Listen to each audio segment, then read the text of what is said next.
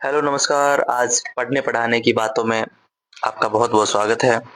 आज की जो पहली किताब है जो मैं रिकमेंड करूँगा वो है डॉक्टर रजनी रमन झा द्वारा लिखित लूमर और नेरी। ये किताब की इसकी विशेषता ये है कि ये किताब उम्र के तमाम उन लोगों को ल उस हिस्से में ले जाती है जहाँ वो जीना चाहते हैं या जिसके बारे में वो अक्सर सोचा करते हैं। इस कहानी का जो मुख्य नायक है वो लूमर नाम का कोई व्यक्ति है। एक लड़का है, छोटा लड़का है और इसकी जो नायिका है वो नीरी नाम की कोई छोटी लड़की है। तो लूमर का ये है कि वो उसे चाहता है, वो अक्सर जो अपने दोस्तों के समूह में जिसके बारे में सुन नहीं सकता, जिसके बारे में उसको ये तो पता है कि वो उसे ना तो उसके बारे में वो कभी ये कह सकता कि वो प्रेम है या ये उसको बहन बना सकता।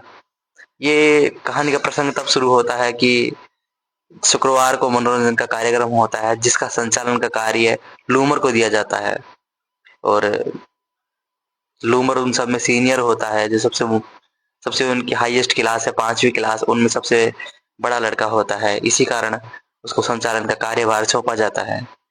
तो यहाँ से शुरू होता है कहानी का जो मुख्य प्रसंग है जो मुझे बड़ा प्रिय लगता है, सोचकर बड़ी हँसी आती है जिसके बारे में, वो है कि किसी ने ऐसे ही शुक्रवार उसने पुकारा, भाई भूमन, भाई बहन चामा, बहन तीकू आदि आदि। अब बारी आती है नीरी की। अब उसे कहने से पहले जब उसे बुलाने से पहले सबको उससे पहले भाई लड़के को भाई और लड़की को बहन से सब कहकर संबोधन करता है। उसे अनेक जो विद्यार्थी थे जो बोलने के लिए आगे आ रहे थे, उनको बुलाने में उसे कोई शर्म नहीं आई। लेकिन जब बारी नीरी की आई तो उसने पुकारना चाहा बहन नीरी, लेकिन असमंजस में पड़ गया।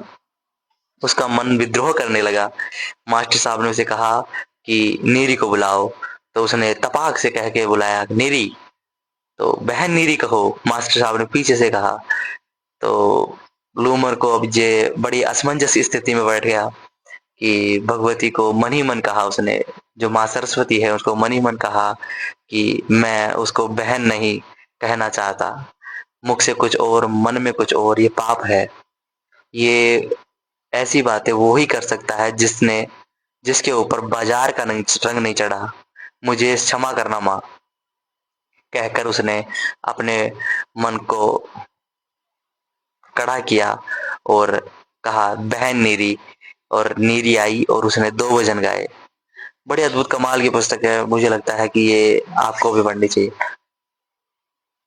बहुत-बहुत